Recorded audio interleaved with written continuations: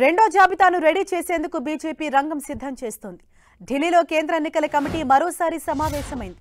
150 మంది అభ్యర్థుల పేర్లతో రెండో జాబితాను విడుదల చేసేందుకు కసరత్తు చేస్తున్నారు.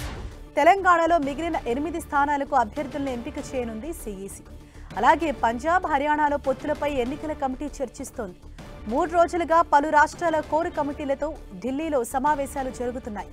రెండో జాబితాలో తెలంగాణ, కర్ణాటక, గుజరాత్, పంజాబ్, హర్యానా, ఒడిశా, బీహార్ సహా వివిధ రాష్ట్రాల్లో లోక్సభ స్థానాలకు అభ్యర్థులను ఎంపిక చేయనుంది సీఈసీ.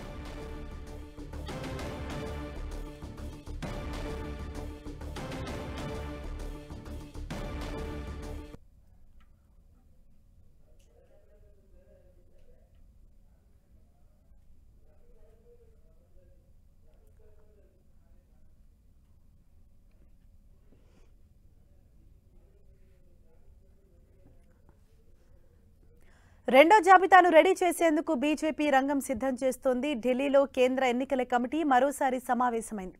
150 మంది అభ్యర్థుల పేర్లతో రెండో జాబితాను విడుదల చేసేందుకు కసరత్తు చేస్తున్నారు.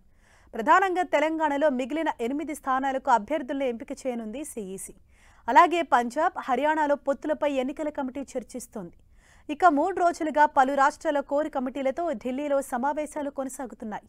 రెండో జాబితాలో తెలంగాణ, కర్ణాటక, గుజరాత్, పంజాబ్, హర్యానా, ఒడిశా, బీహార్ సహా వివిధ రాష్ట్రాల్లో లోక్సభ స్థానాలకు అభ్యర్థులను ఎంపిక చేయనుంది సీఈసీ.